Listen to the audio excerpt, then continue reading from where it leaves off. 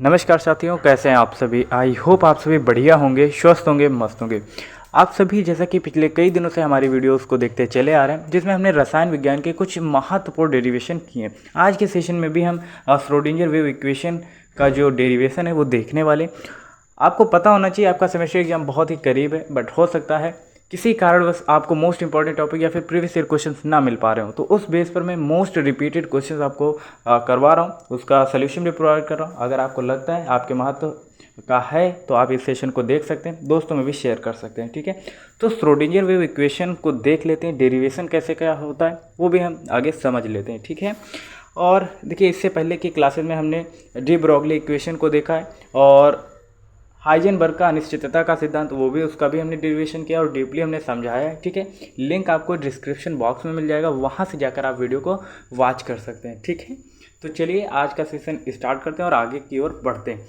ठीक है, तो श्रोडिंगर तरंग समीकरण ये मैंने खुद डेरिवेशन किया है और इसीलिए मैंने वही स्लाइड लगाई ताकि आपको चीज़ें आसानी से समझ में आए। ठीक है, तो श्रोडिंगर तरंग समीकरण यानी कि श्रोडिंगर वेव इक्वेशन जो होती है वो यहाँ पर आप देख पा रहे हैं, ये होती है। हमें इसे ही सिद्ध करना है। ठीक है, आपको पता होना चाहिए ऊर्जा जो है वो किसके बराबर होती है। ऊर्जा जो होती है वो गतिज ऊर्जा और स्थितिज ऊर्जा के बराबर होती है। ठीक है, स्थितिज ऊर्जा का फार्मूला आपको पता होगा और गतिज ऊर्जा का भी फार्मूला पता होगा, हमने वही किया। ठीक है, half M square plus V कर लिया। ठीक है, एनर्जी बराबर ये होता है। ठीक है, अब आपको पता है पक्षांतर करना आपने छोटी क्लासों में सीखा होगा, तो वही हमने यहाँ पर पक्षांतर किया और समीकरण 2 उसको मान लिया। ठीक है, अब यहाँ पर हमें करना क्या है, जो हाफ एम स्क्वायर जो कि काइनेटिक ऊर्जा का सूत्र होता है, तो उससे हमने किया क्या, हाफ एम स्क्वायर बराबर हमने इस फार्मूले में अंश और हर में m से गुणा करा ली। ठीक है, ताकि हम इसे और आसानी से सॉल्व कर सकें। ठीक है, तो कुछ इस तरीके का समीकरण बन जाएगा। ठीक है, अगर आप सॉल्व करेंगे ना तो चीज़ें आपके लिए भी आसान हो जाएंगी,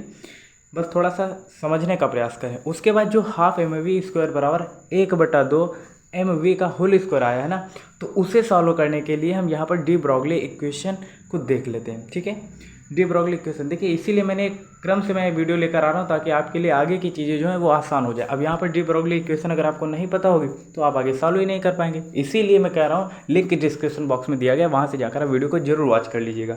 अब लैम्डा बराबर h/mv होता है, क्योंकि mv का मान हम निकाल सकते हैं h/लैम्डा।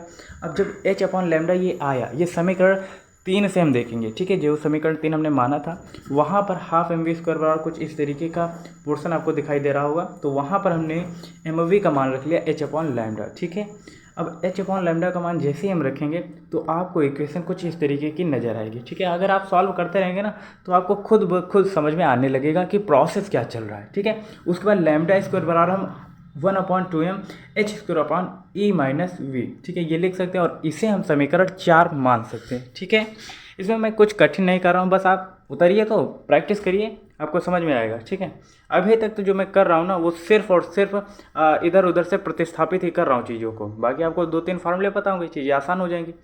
ठीक है, अब जब ये आ गया है तो समीकरण दो जो हमने माना था उसमें इसका मान रख देंगे। ठीक है, उसके बाद कुछ इस तरीके का आपको इंटरफेस दिखाई देगा, जो लैम्डा स्क्वायर बराबर 1/2m h²/e-v। ये समीकरण 4 हमने अभी माना था जैसा कि मैंने आपको बताया, लेकिन यहाँ पर जो one of the most important formula है, स्पेशल इक्वेशन है, उसे आपको याद रखनी होगी, वो ये है। ठीक है, डेल साई स्क्वायर बटे del x square plus 4π² psi divide by lambda square, और जो अभी आपने लैम्डा स्क्वायर का मान यहाँ पर निकाला है वही आपको यहाँ पर रख देना है।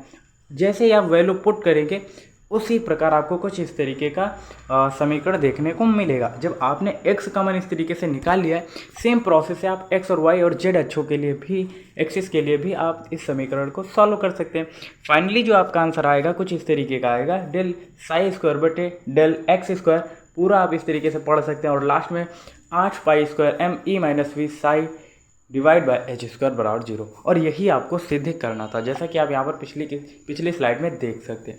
ठीक है, तो अगर आपको समझ में नहीं आया जो मैंने बोला है तो आप इसका स्क्रीनशॉट ले सकते हैं, एक बार लिखकर जरूर प्रैक्टिस करिएगा। अगर आप लिखेंगे ना, मुझे विश्वास है कि आप इसे कर लेंगे। ठीक है, और अगर नहीं समझ में आया तो आप अपनी राय हमें कमेंट बॉक्स में बता सकते हैं। और जो मैंने बताया डी ब्रोगली इक्वेशन और अनिश्चितता का सिद्धांत जो कि हाइजेनबर्ग ने दिया है, तो उनकी वीडियो का लिंक डिस्क्रिप्शन बॉक्स में मिल जाएगा, क्योंकि मोस्ट इंपॉर्टेंट है, आपके एग्जाम में आने के चांसेस बहुत हैं। हाई रहता है। ठीक है, इस तरीके के क्वेश्चन मैं लेकर आ रहा हूँ, तो इनका निश्चित रूप से आपको बेनिफिट एग्जाम में मिलने वाला है। तो चैनल पर नए हैं तो चैनल को सब्सक्राइब करिए और वीडियो को अपने दोस्तों में शेयर करते हैं। मिलते हैं ऐसी नेक्स्ट इन्फॉर्मेटिव वीडियो के साथ, तब तक के लिए जय हिंद, नमस्कार। देखते रहिए SF लाइव टाइम।